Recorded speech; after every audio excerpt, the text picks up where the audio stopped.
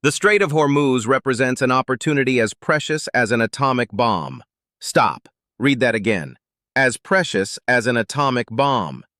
That sentence was not spoken by a fringe extremist or a social media provocateur. It was spoken by Mohammad Mokber, an advisor to Iran's supreme leader, one of the most senior figures in the Iranian government, in a video published by the official Mehr news agency on May 9, 2026. An atomic bomb. Iran has been trying to build a nuclear weapon for decades. The world has spent trillions of dollars, thousands of hours of diplomatic negotiation, multiple rounds of crippling sanctions, and now an actual war trying to prevent Iran from having an atomic bomb. And Iran's top advisor just told the world, "We already have something as powerful as one. We have Hormuz, and we are never giving it back." Pledging not to forfeit the gains of this war, Mokber said Iran would change the legal regime of this strait, through international law if possible, and unilaterally if not. Change the legal regime. Those 4 words are the most significant thing any Iranian official has said since the war began. Not a military threat, not a propaganda claim, a legal and geopolitical declaration of intent. Iran is not trying to reopen the Strait of Hormuz. Iran is trying to own it. Welcome back. Today we are going deep on the statement that changes everything about how we understand what Iran wants from this war, and why the Strait of Hormuz is now the most strategically important 21 miles of ocean in human history. Let's get into it. Before we go any further, let's establish exactly who Mohammad Mokber is, because the source of a statement matters as much as its content. Mohammad Mokber is not a minor figure. He served as the first vice president of Iran under President Ibrahim Raisi. When Raisi was killed in a helicopter crash in May 2024, Mokber served as acting president of Iran for 50 days, until the election of Masoud Pezeshkian. He is one of the most experienced senior figures in the Iranian government, with deep connections to the supreme leader's office and decades of experience in Iran's political establishment. When Mokber speaks in a video published by Mehr, the semi-official Iranian news agency, it is not casual commentary. It is a deliberate statement of Iranian government policy, authorized at the highest levels, designed to communicate Iran's position to both a domestic and international audience.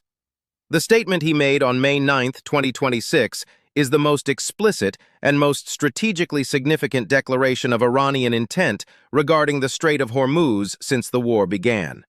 Let me read it to you in full. The Strait of Hormuz represents an opportunity as precious as an atomic bomb. Indeed, having in one's hands a position that allows you to influence the global economy with a single decision is a major opportunity. We have long neglected this weapon. Pledging not to forfeit the gains of this war, Iran will change the legal regime of this strait, through international law if possible, and unilaterally if not. 4 sentences, each one more significant than the last. Opportunity as precious as an atomic bomb. Iran is explicitly equating its control over Hormuz with nuclear weapons capability in terms of strategic value. We have long neglected this weapon. Iran is acknowledging, with the clarity of regret, that it had this capability all along and failed to use it. The current war has corrected that failure. Pledging not to forfeit the gains of this war, Iran is committing at the senior advisor level that whatever else happens in negotiations, Iran will not simply return to the pre-war status quo in the strait. Change the legal regime of this strait. Iran intends to permanently alter the international legal framework governing the Strait of Hormuz, either through negotiated international agreement or through unilateral action. These are not negotiating positions, these are strategic declarations, and they tell us, with greater clarity than anything else said since February 28th, what Iran actually wants from this war. Is Mokber right? Is control over the Strait of Hormuz genuinely as strategically valuable as a nuclear weapon? Let's answer that question honestly, because if the answer is yes, and the evidence strongly suggests it is, then the entire diplomatic framework of this war needs to be reconsidered. A nuclear weapon has strategic value through deterrence. The knowledge that a country possesses nuclear weapons, and the willingness to use them if existentially threatened, prevents adversaries from launching attacks that might trigger nuclear retaliation. This is the logic of nuclear deterrence. Mutual assured destruction, or the threat thereof, keeps the peace. Control over the Strait of Hormuz operates through a different but equally powerful mechanism: economic strangulation. Here is the raw strategic arithmetic. Approximately 20 million barrels of oil flowed through Hormuz every day before the war, 20% of globally traded oil. At current prices of $112 per barrel, that represents approximately $2.24 billion per day in oil value that normally transits this waterway. Per year, that is $816 billion in oil value, nearly $1 trillion, flowing through 21 miles of ocean that Iran sits on one side of. The countries most dependent on Hormuz oil are China, Japan, South Korea, and India, representing collectively over 3 billion people and the world's most dynamic economies. These countries have essentially no alternative to Persian Gulf oil at scale. The pipelines, the infrastructure, the refining capacity, all built around the assumption that Hormuz is open. When Iran closed the strait on March 2, 2026, the effect was immediate, global, and catastrophic. Oil prices rose 62% in 67 days. Gas prices in America rose $1.58 per gallon. The International Energy Agency described it as the largest supply disruption in the history of the global oil market. The UN Secretary General projected that 32 million people could fall into poverty and 45 million face extreme hunger if the closure continued through mid-year. Now compare this to what an Iranian nuclear weapon would achieve. An Iranian nuclear weapon would prevent an American or Israeli military attack on Iran, the same attack that actually happened on February 28, 2026. It would deter conventional military aggression through the threat of nuclear retaliation. But would an Iranian nuclear weapon have prevented the economic pain currently being experienced in America, Europe, and Asia? No. The nuclear weapon deters military attack. It does not starve the global economy of 20% of its oil supply. Hormuz does what a nuclear weapon cannot. It doesn't just protect Iran from being attacked, it holds the entire global economy hostage.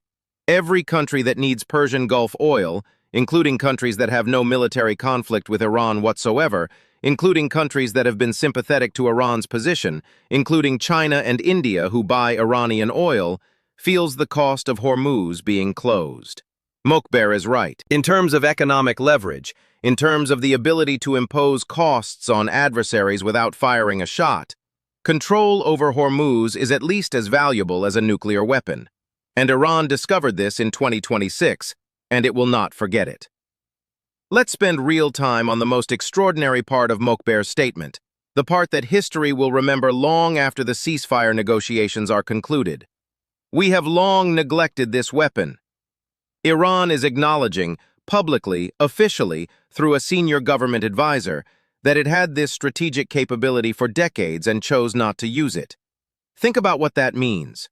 For 47 years, since the Islamic Revolution of 1979, the United States has been applying sanctions to Iran. Economic pressure, financial restrictions, technology embargoes, oil export limitations. The most extensive sanctions regime ever applied to a single country. For 47 years, Iran resisted. It developed workarounds. It found alternative trading partners. It maintained its nuclear program despite international pressure. It supported proxy forces across the region, but it never closed the Strait of Hormuz. Not during the Iran-Iraq War of 1980 to 1988, when Iranian and Iraqi forces attacked shipping in the Gulf and the U.S. Navy intervened to protect Kuwaiti tankers in Operation Earnest Will.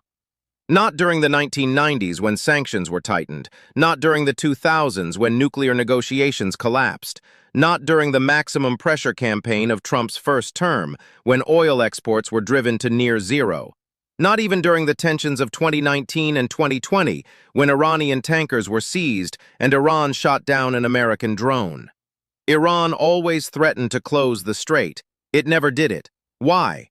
Because Iranian military and political leadership calculated, correctly until now, that closing the strait would trigger a military response that Iran could not survive, that America and its allies would not accept closure of the world's most critical oil route. that the cost of closing it would exceed the cost of keeping it open, even under sanctions. The February 28, 2026 war changed that calculation. America attacked Iran first. Iran closed the strait in response, and 67 days later, the strait is still closed, and America has not been able to reopen it. Project Freedom lasted 48 hours.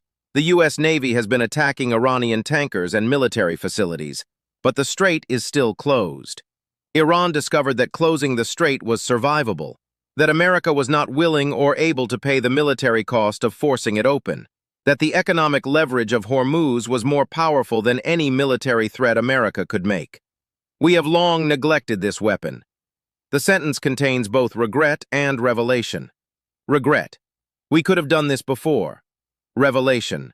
We will never neglect it again. And this discovery, this strategic revelation that Iran has made at the cost of a war that has already killed and wounded tens of thousands of its people, that has destroyed significant military and nuclear infrastructure, that has produced a dead supreme leader and an economy in crisis, is the most consequential strategic development in the Middle East since the 1973 oil embargo. Now let's talk about the most legally and diplomatically significant part of Mokbar's statement. Iran will change the legal regime of this strait, through international law if possible, and unilaterally if not. What is the current legal regime of the Strait of Hormuz, and what does Iran want to change it to? The current legal regime is established by the United Nations Convention on the Law of the Sea, UNCLOS. Under UNCLOS, the Strait of Hormuz is subject to the right of transit passage, a specific legal concept that gives all nations, regardless of their relationship with the coastal state, the right to transit through the strait in a continuous and expeditious manner.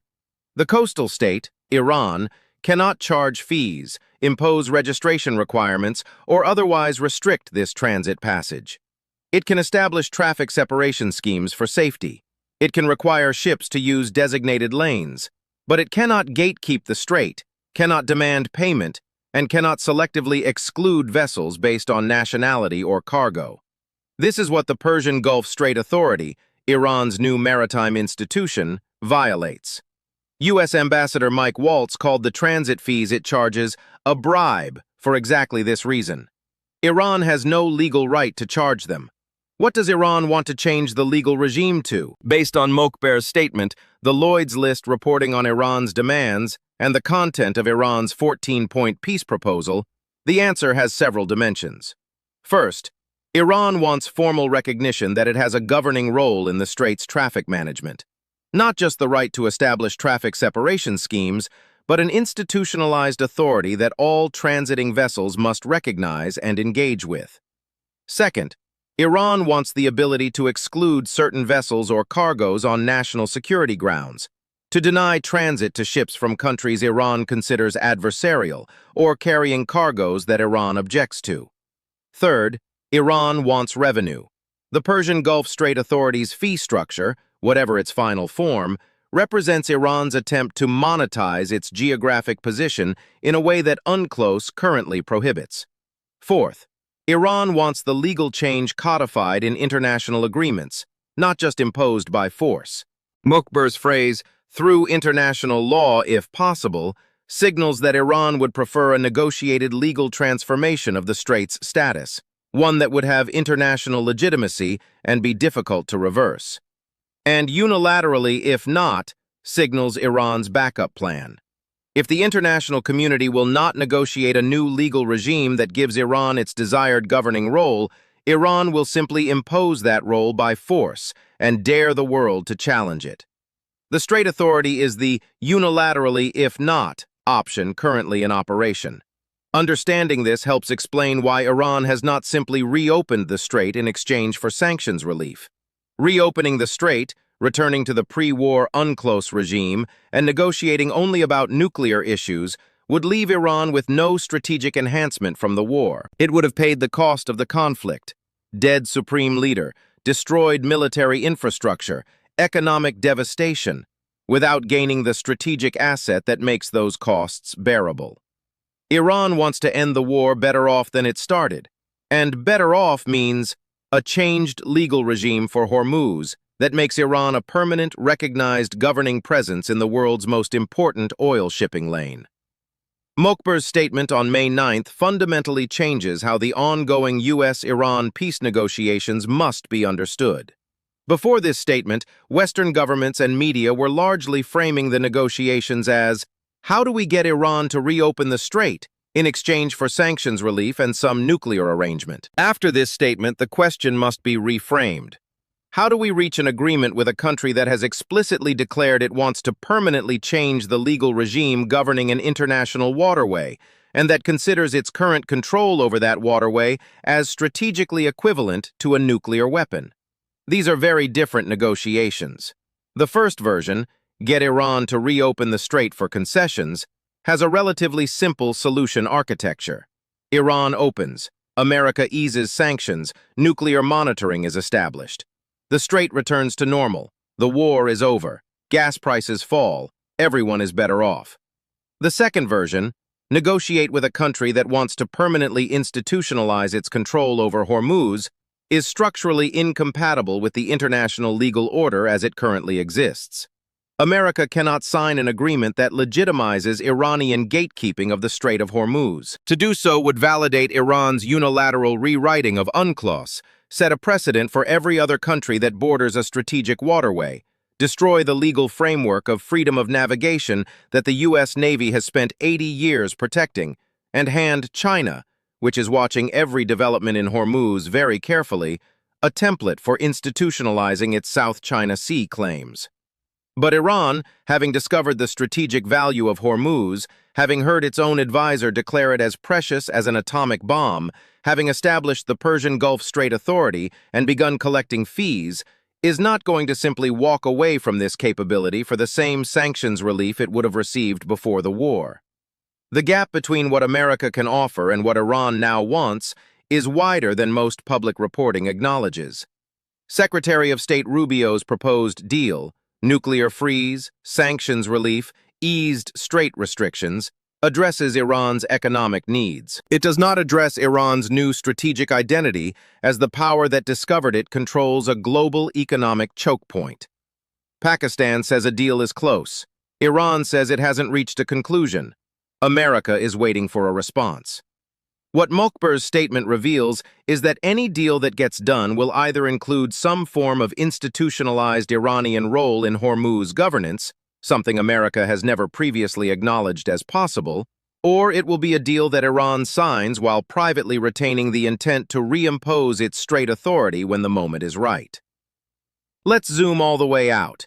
Because Mokbar's statement, as precious as an atomic bomb, we neglected this weapon, change the legal regime, is not just a negotiating communication.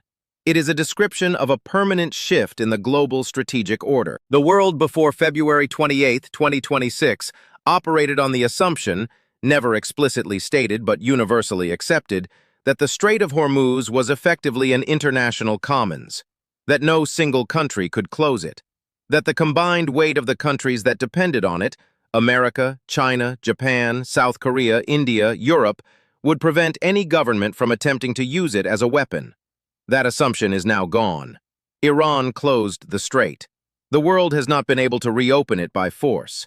Every country that depends on Persian Gulf oil has been forced to pay, economically, diplomatically, or literally, for the access that they previously took for granted.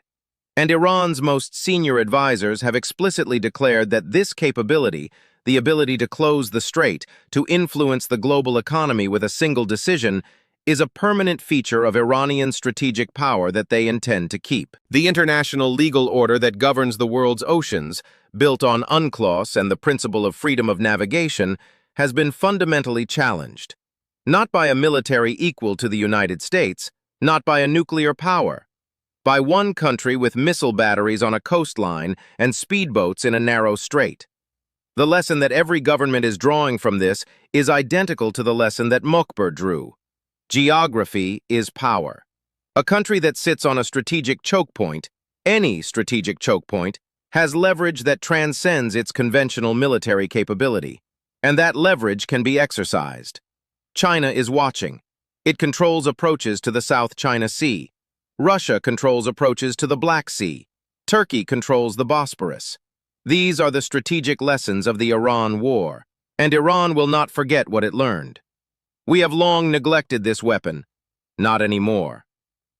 As precious as an atomic bomb. Those 5 words, spoken by Iran's top advisor about 21 miles of ocean, are the most strategically significant statement made in this war. Iran didn't just close the Strait of Hormuz. Iran discovered it has a strategic capability equivalent to nuclear deterrence, and it is never giving it back voluntarily. Every negotiation happening right now, every phone call between Rubio and his counterparts, every Pakistani mediation session, every oil market calculation, has to be understood in light of those 5 words. $4.56 per gallon, $112 oil, 20,000 trapped sailors, 71 square kilometers of oil spill from Karg Island, and an advisor to Iran's supreme leader calling it their atomic bomb. Share this video with someone who needs to understand why this war is not ending easily or quickly. Hit like. Subscribe for everything that comes next. We'll see you there.